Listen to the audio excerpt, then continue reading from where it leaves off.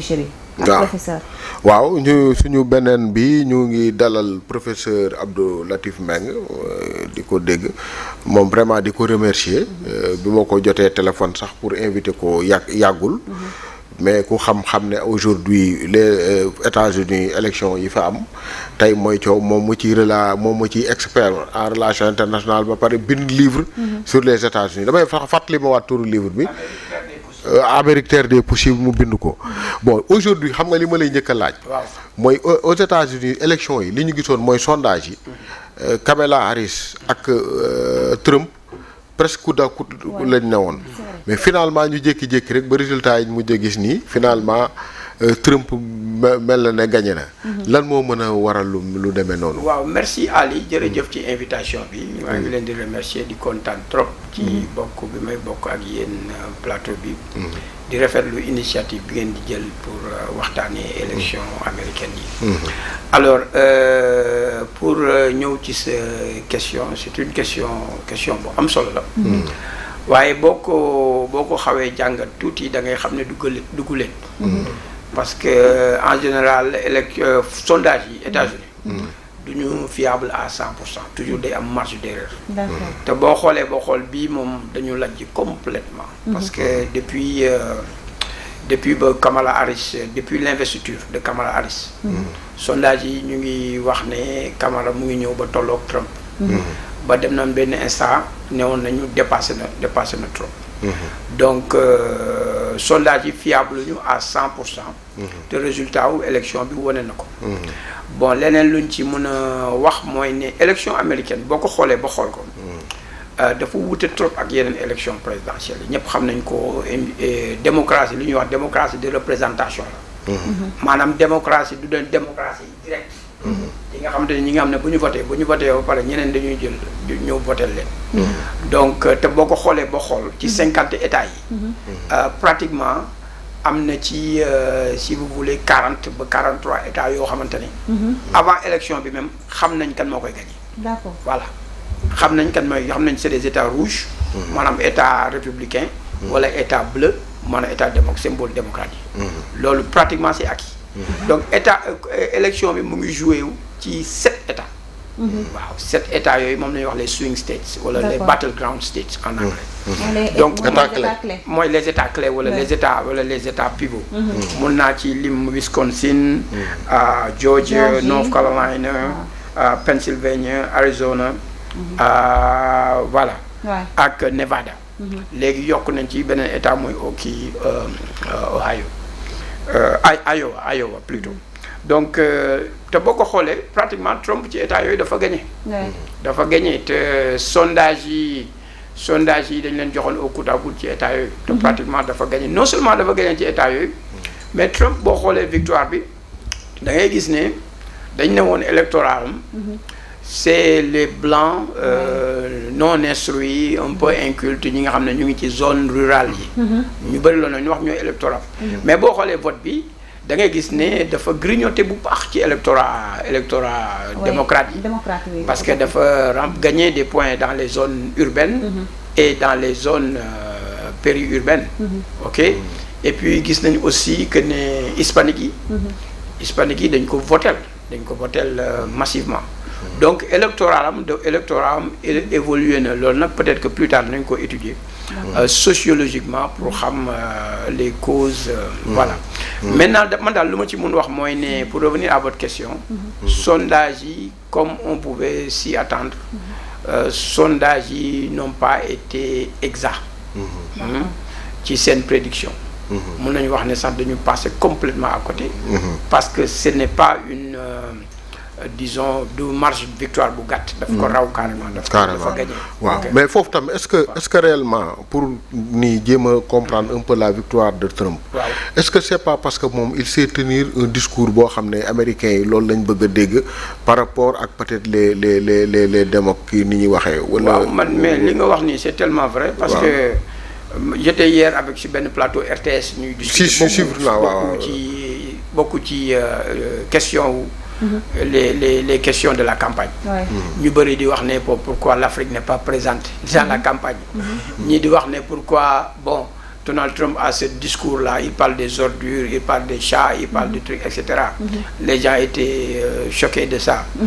Ba man jàngat bu ma ci gis mooy ne am na aussi ku wax ne que bon les blancs, les hommes blancs qui se sentent menacés moo tax ñuy voter massivement Trump, etc.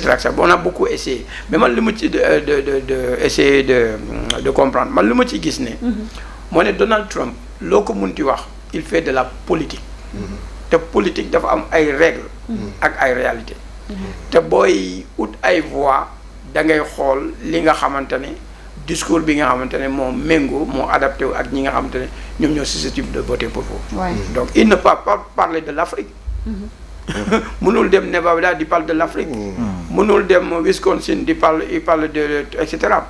li nga xamante ne intéressé na américains yi. moom lay wax. te américains yi lu leen intéressé c'est l'économie. C'est la sécurité, c'est les questions d'avortement, c'est les questions d'inflation.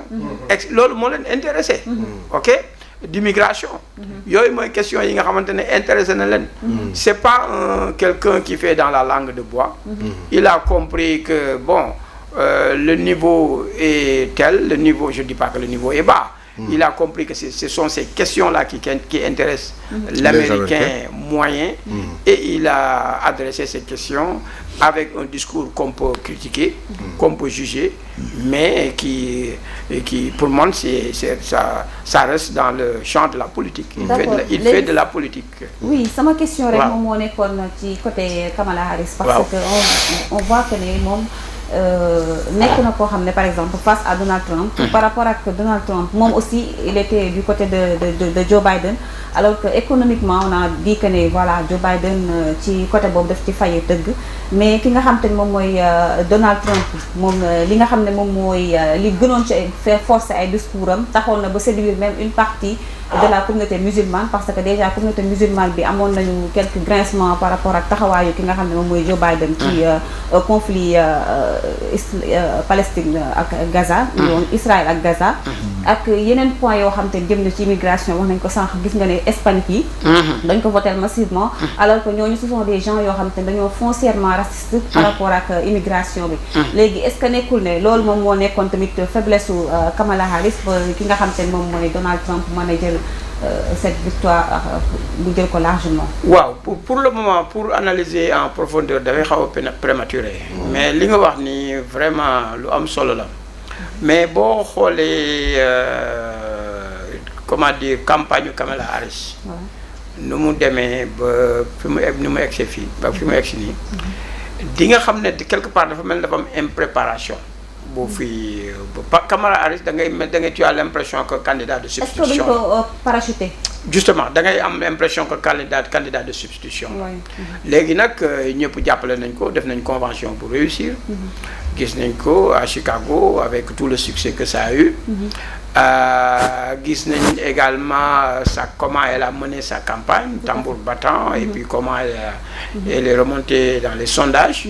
Donc amoon nañu espoir que ne peut-être que dina gagner. Mais pour man elle a été victime ci sama jàngat de comment dire du bilan de Biden. Et c'est paradoxal parce que ñëpp nee nañ ne sur le plan économique l'inflation a été réduite à 2,5%, et donc les indicateurs économiques sont au vert, et donc quelque part le bilan de Biden est un bilan plus ou moins positif. Mais Kamala Harris mënul capitaliser ci bilan boobu, peut-être parce que elle a été mise en selle un peu tardivement, xëy na loolu la. mun na am tamit bon, elle n'a pas suffisamment adressé les questions qui intéressent les Américains. On a aussi évoqué la situation de guerre qui prévaut dans le monde. Et gis nañu comment dire l'arsenal militaire, l'arsenal financier qu'a développé les États-Unis pour soutenir l'Ukraine. Et bon, le résultat est là, la guerre continue. On a vu également au niveau de Gaza un conflit qui est en train de s'internationaliser. Monsieur Mbengue sax foofu dafa am lu ma la ci bëggoon a laaj. waaw aujourd'hui on est à peu près sûr que Trump dafay nekkaat 47e président. léegi nag falam bu bees boobu. ban répercussion lay am ci la guerre russo-ukrainienne. parce que am na benn rapport bu ñuy wax entre moom ak Poutine. est-ce que dina am impact foofu. ak l'Europe aussi comment ça va se jouer beneen bi tam moom mooy au niveau de fële Moyen-Orient. donc léegi foofu concrètement su Trump demee lan nga ñu mën a prévoir. comme tout le monde je suis sceptique xawma ce que ça va donner ce nouveau mandat de Trump.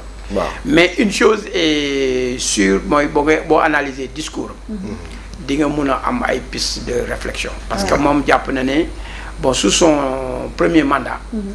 bon guerre amul fi woon donc guerre bi bu amee ci àdduna bi peut-être que démocrate yi la.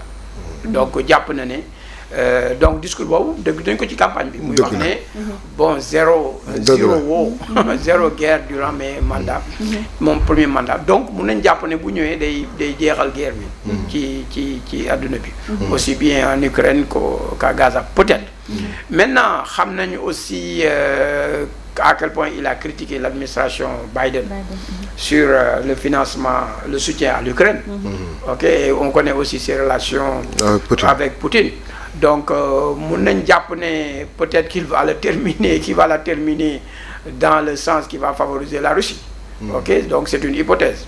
Mais par rapport à Gaza, bon ñëpp xam nañ ne guerre bi du guerre entre Israël directement ak Palestine.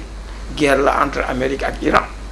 Donc Amérique moo nekk ci ginnaaw Israël Iran moo nekk ci ginnaaw Hamas donc guerre entre ñaar yooyu la. ok donc est-ce que day am escalade bu kii ñëwee. bu Trump ñëwee. loolu c'est la grande question. mais on sait que d'ores et déjà.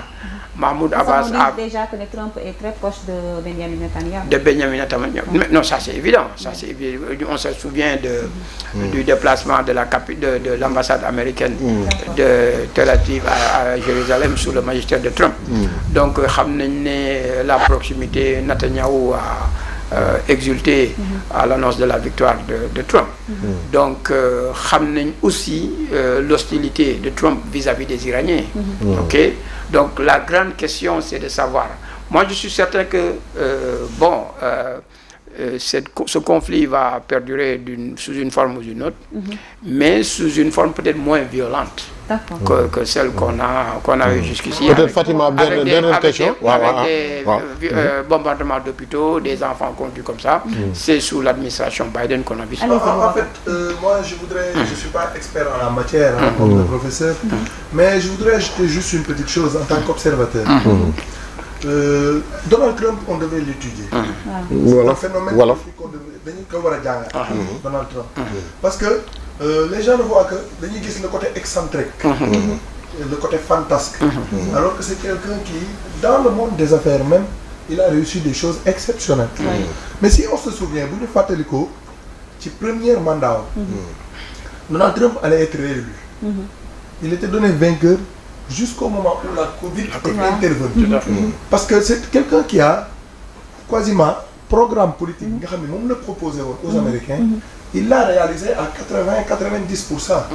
Il y a eu un événement exceptionnel, Covid. Tout à fait. Il a dit des choses quelquefois rocambolesques. contesté après par la suite. Non, il a contesté la maladie. Mais Donald Trump, pourquoi je dis que dañ ko war a étudier? Parce que c'est un homme politique bi nga xamante ni il est différent des autres politiques classiques.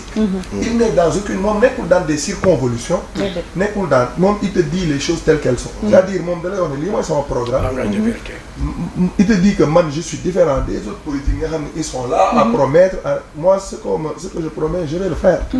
Ensuite nit la boo xamante ni comme ni ma ko waxee léegi non pas qu'il soit un populiste mais nit la boo xam ni moom il voit effectivement professeur wax na ko léegi te muy dëgg lii mooy problème population lii mooy problème États-Unis mu ne leen lii mooy problème lii laa ci xam lii laa ci def te bu ñëwee dina ko jéem a def moo tax may wax ni Donald Trump nit la boo xamante ni moi sa victoire personnellement jaaxal vu comment on apprécie un peu le système politique des États-Unis est effectivement dans ci contexte d'insécurité totale bi ñu nekk bi nga xamante ne moom bi mu fi nekkee. en réalité y avait la mënoon nañu wax ni. y avait moins de guerre. y avait amoon na benn problème bu mag bu amoon mooy affaire George Floyd bi nga xamante ni. même foofu dañ ko caricaturer parce que sa première sortie est totalement différente en réalité de ce que les gens ont pensé moom loolu la wax. moo tax may wax ni on est dans un monde de people. monde bi nga xamante ni au lieu que ñu dem à l'essentiel déglu. apprécier nit ñi lu ñu wax. nga gis ñu bëri dañuy faral Kamala Harris. loolu la quoi dañ ko faral. donc sans pour autant essayer de voir. c'est plus l'affect que l'intellect quoi. C'est ça. Oui, waaw c'est ça. mais Donald Trump c'est pas n'importe qui. Professeur peut-être dernière question. Waaw. mais aujourd'hui quels sont les enjeux pour l'Afrique? Trump dafa mel ne premier mandat bon on le dit à rien mais bon généralement xam nga ñun les Africains lu kii rek dañ ciy kii premier mandat dafa mel ne mosu fi sax teg tànk su ma juumul. bon on en a parlé hier. xam nga benn affaire bu ñuy fàtte. mooy comme ni ko général de Gaulle je pense waxee woon. les États n'ont pas d'amis, ils n'ont que des intérêts. waaw gis nga Amérique amul mbokk amul xarit. Amérique ay intérêt la xam.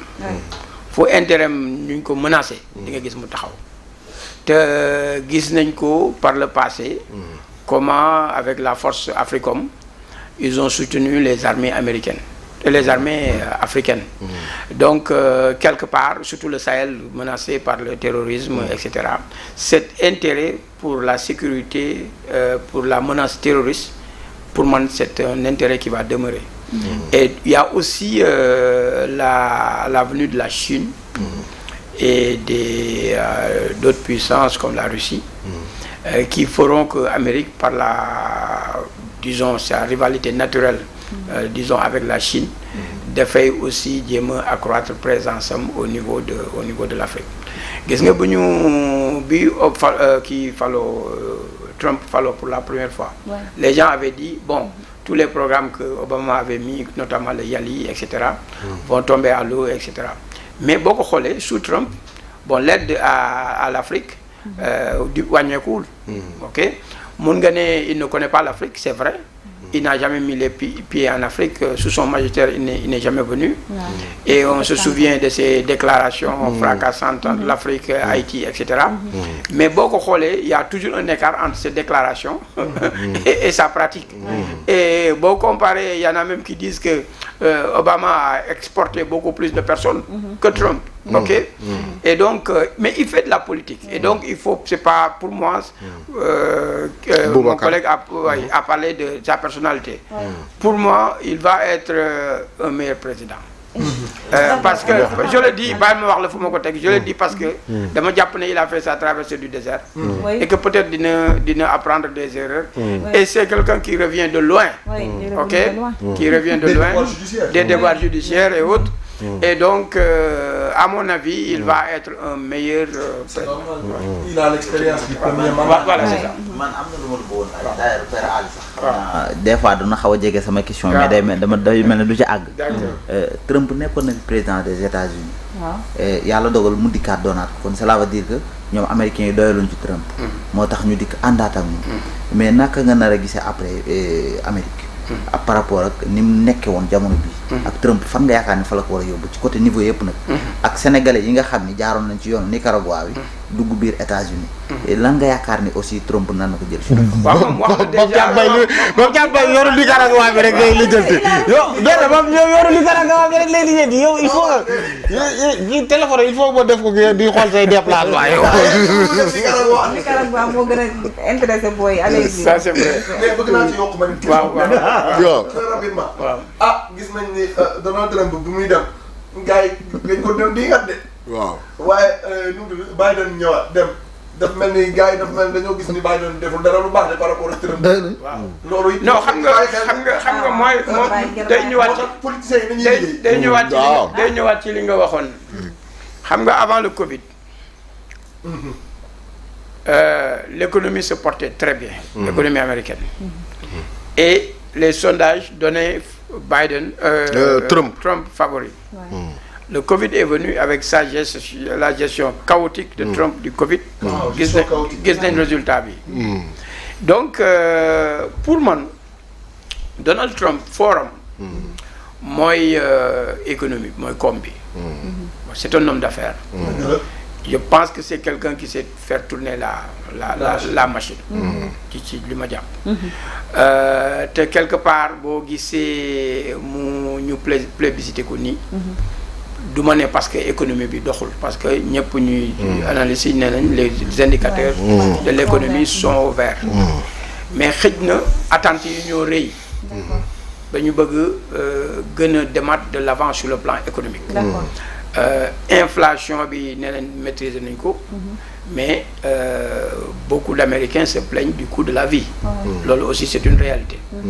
Donc il y a des gaps, il y a des disparités économiques énormes. Le niveau de vie dans les zones urbaines et les zones périurbaines et rurales, les niveaux de vie ne sont pas les mêmes. D'abord, les soutiens de Trump en général, c'est des, c'est des personnes qui sont dans les zones périurbaines et rurales.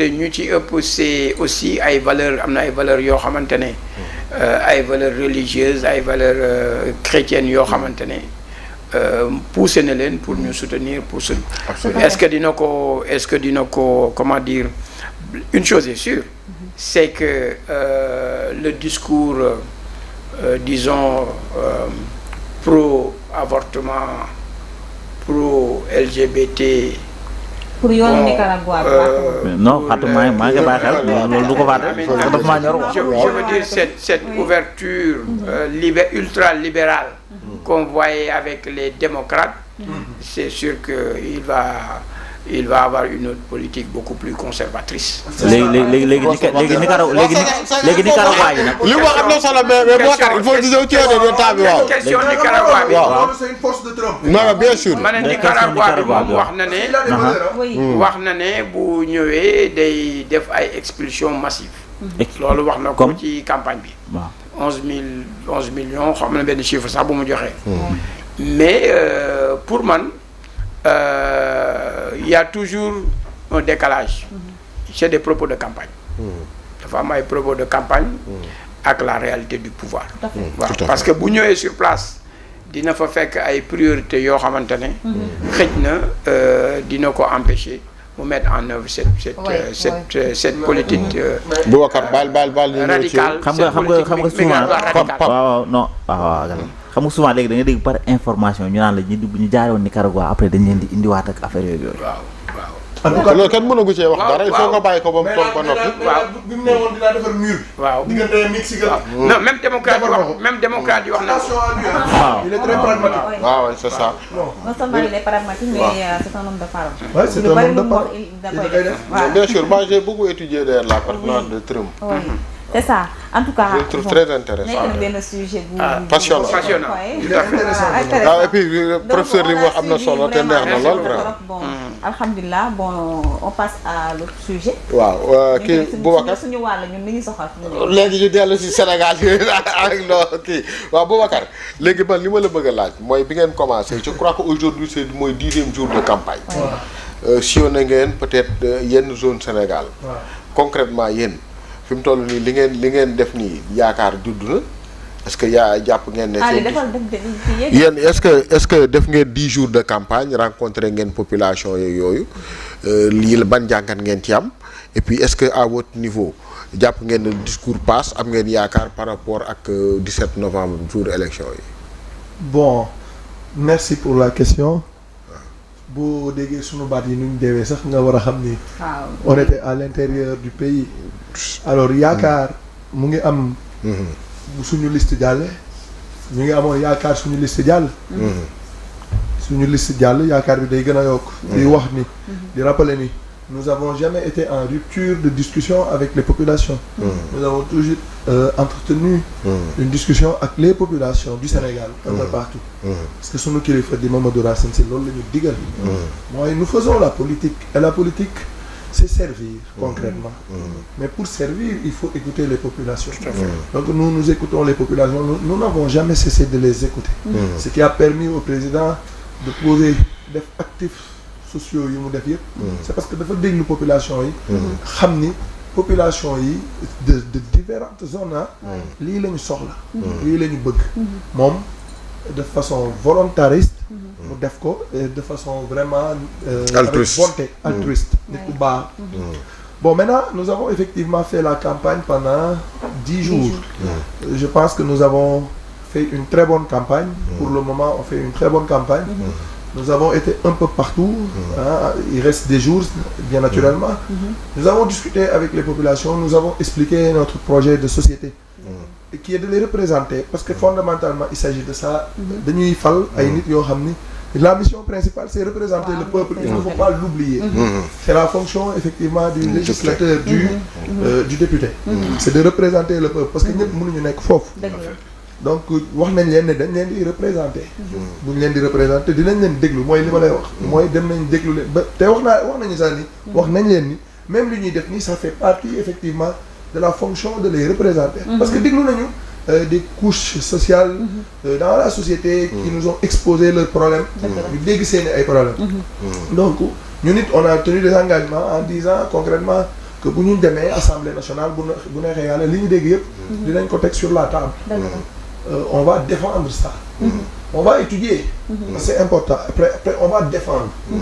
Donc, dinañu représenter le peuple, dinañu voter les lois, dinañu joyanti loi yi nga xam ne jàpp nañ ni baaxul. On a une initiative parlementaire. L'initiative de la loi appartient au peuple. Et à l'exécutif et aux parlementaires.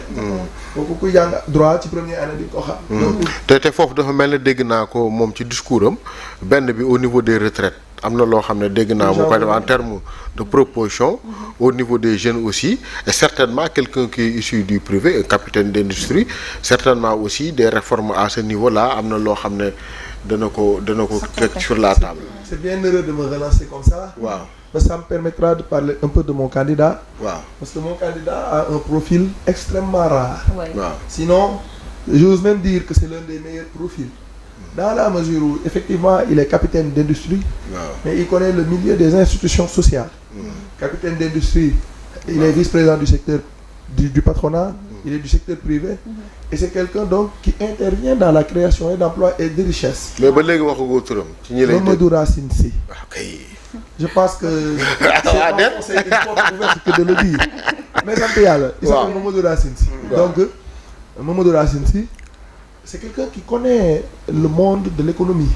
C'est quelqu'un qui connaît le monde du travail. Donc s'il dit qu'il est venu aujourd'hui dans un autre rôle pour combattre le chômage, prioriser jeunesse bi, loolu ñun dañ ci am yaakaar. te gëm nañ ni mën na ko parce que il a créé ci boppam wax na ko. il a créé des milliers et des milliers d'emplois. ci ay structures personnelles ak aussi dans son rôle dans le secteur privé.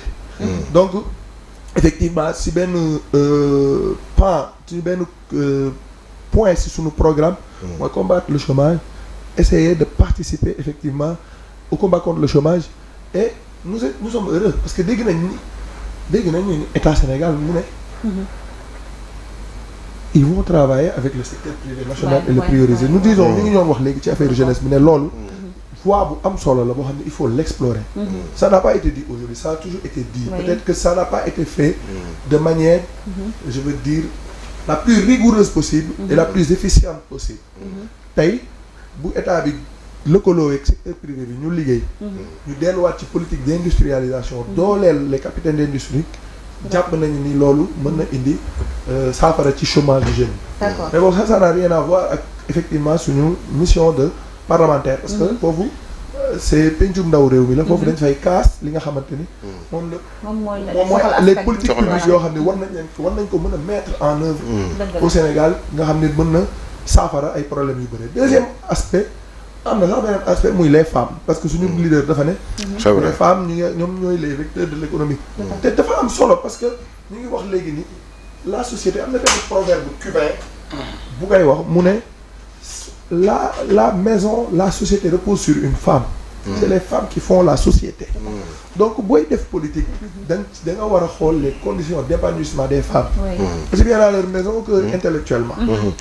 te foofu tam dafa mel ne am yaa une adhésion baal ma bàyyi ba jàllal bi rek bàyyi wax dafa mel ne am na benn adhésion boo xam ne des femmes parce que gis naa ne au-delà de appui mu leen defal am na kenn koo xam ne elle a eu de très grandes responsabilités dans ce pays.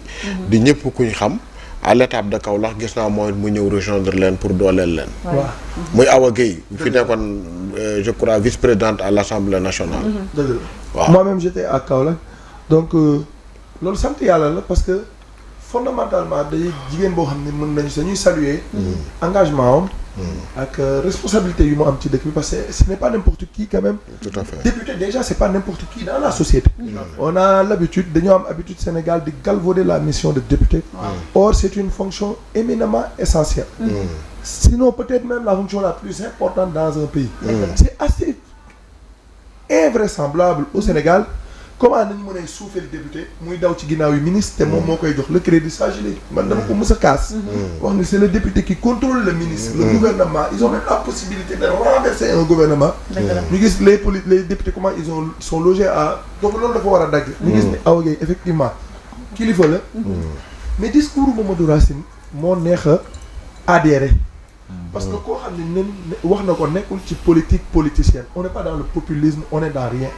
koo xam ni la dafa liggéey dafa am li muy wax da ko xam parce que dafa nekk ci secteur privé bi.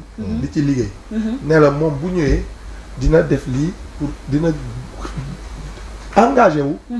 wane xam-xamam ak lépp pour que chômage bi wàññeeku. d'accord koo xam ne jël na ay nit. ma terminé di wax ni koo xam ne dafa ñëw ne la pension alimentaire yi donte lim ci def. amul kenn ku ko ci def. parce que c'est sous son air qu'il y a eu des avancées yoo xam ne c'est exceptionnel. parce que koo xam ne bi nga doon ñëw retraité yi par ñetti weer la doon fayee ay montants yu extrêmement dérisoires. dañ fi retraité yu doon fayee ko 6 000 francs ci par ñetti weer. par 3 mois boo paasee ñëw sax boo ci ñëwee boo ci paasaatee doo yóbbu dara sa mu ñëw ne leen dama koy yóbbu 2 mois. ñi ñuy xaw a am ay sikki saaga di xalaat dañuy diviser pension yi mu ne leen di ngeen doon fayeeku laa ngeen di continuer di fayeeku. mu def ko. ñu dem ba benn benn jimmi jamono mu ne leen léegi dama koy indi sax weer. li ngeen doon fayeeku par ñetti weer ngeen koy fayeeku par weer. ñu jugee ci foofu mu ne leen léegi dafay def politique pension minimale mooy nga xam ni pension bu gën a ndaw c'est équivalent au SMIC. kii doon fayeeku 6 000 francs tey amul pension boo xam ni montant yooyu la. ci weer te loolu ngay fayeeku par weer. li nga doon fayeeku par 3 mois léegi dootoo ko fayeeku mais plus ngay fayeeku par weer. d'accord ba caricaturer ko noonu. donc loolu c'est des avancées. loolu au-delà des avancées mais loolu c'est des prouesses. on n'en parle pas assez suffisamment. mais comme j'ai l'habitude de le dire au Sénégal. malheureusement on n'est pas dans la comparaison mais un arbre qui tombe fait plus de bruit qu'une forêt qui pousse. si foofu laay ñëw jëlee ak yow sax parce que yaa ngi wax ci discours bi ak fonction de député bi nga xam ne dañ ko galvaudé. ak li nga xam ne moom mooy discours d'un député également ak rôle d'un député ci assemblée nationale ñu gis ne ci discours bi nga wax ak discours yi ñuy dégg day nekk discours de programme li nga xam ne moom la ñuy wax ak comment nan ngeen gisee askan bi ci différents discours yi nga xam ne moom la ñuy dégg parce que beneen côté ñu ngi dégg ay paroles yoo xam te ni mooy jóg doo xam te ne day inciter violence ak baat yoo xam ne ay tontunte au lieu de parler de loo xam te ne programme la mais foofu dañuy gën a miser wu ci li nga xam ne moom mooy tontunte ak wax yooyu ba déjà même ci campagne bi yëpp loolu rek ngay dégg alors que faneen di nga gis koo xam ne day ñëw tegal la programme. waaw c'est assez compliqué de faire la politique au Sénégal parce que les discours sont dissonants discours yi dañoo bëre wuute. mais malheureusement am na discours yoo xam ne moom la ñuy gën a dégg.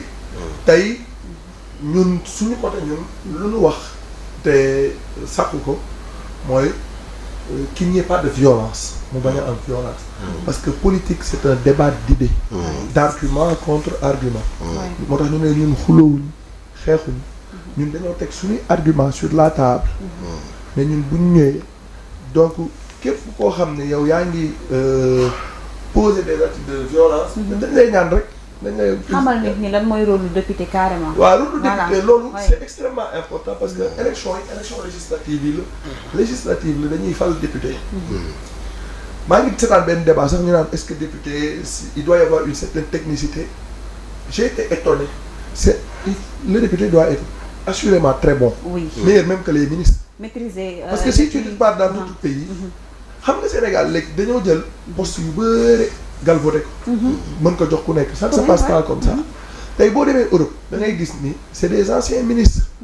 un président de la République sax est redevenu député. mais xam nga ne kooku bu lay apprécier les politiques publiques.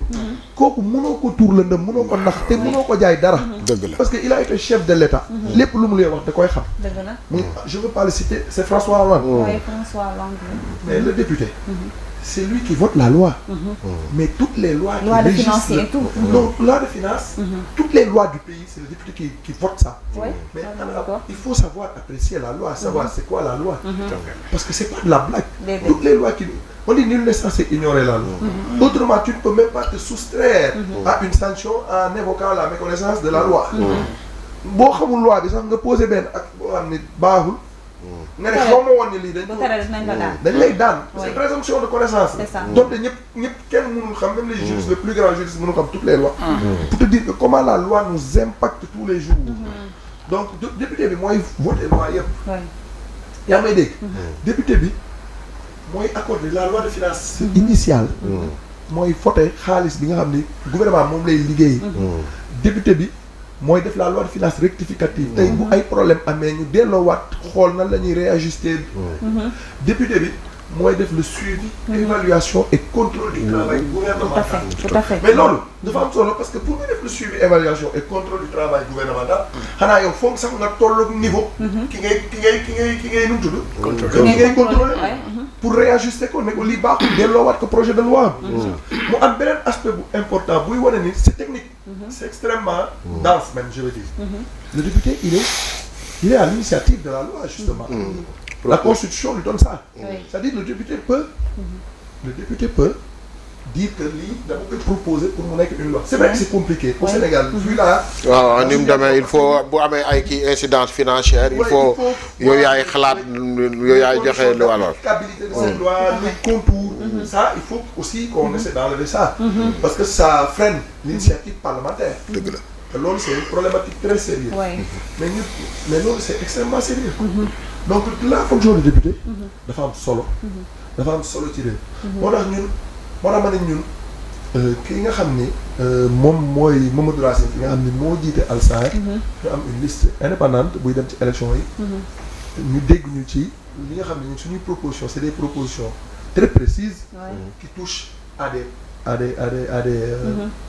toucher ay femmes yi jeunes yi à toutes les couches effectivement merci beaucoup à toutes les couches de la société ñun jàpp nañ ni ku koy wax dafa xam li muy wax tout à fait ñëwul rek di waxantu d'accord dafa ne nag moom bu ñu ko falee dina combattre le chômage te yàgg na yëngu ci loolu parce que moom ci boppam c'est un créateur d'emploi ne la bu ma faloo buñ ma falee je vais me battre au niveau de l'Assemblée nationale pour que pension alimentaire yi nga xam ni donc def na ci ay jéego yu am solo yu gën ko revaloriser de sorte que retraite du rimer ak une certaine précarité te bu ko waxee dina ko def parce que dafa def lu gën a metti jëlee pensions yi fu sore des pensions très faibles indi ko foo xamante ne tey retraité bi gis na changement parce que ñun dañoo dem ci terrain fu ñu dem dinañ fi fekk retraité bu ñu fa fekk dina ne président Mamadou Racine vraiment ñu ngi lay sant di la gërëm ci li ñu defar ci li nga def parce que tu as da nga indi ay innovation ba pare yokkal ko ni gëm nañu ni li nga wax nii boo nekkee ci assemblée nationale di nga xeex pour mu am parce que gëm nañ ni mën nga ko c'est bien bu baax léegi nag lan mooy seen bulletin pour ñu terminer waaw ñu terminer ko parce que ma gàttul rek non ñun amuñu bulletin bu sa waxtu demal naa ko rek demal naa ko wan ma affaire bi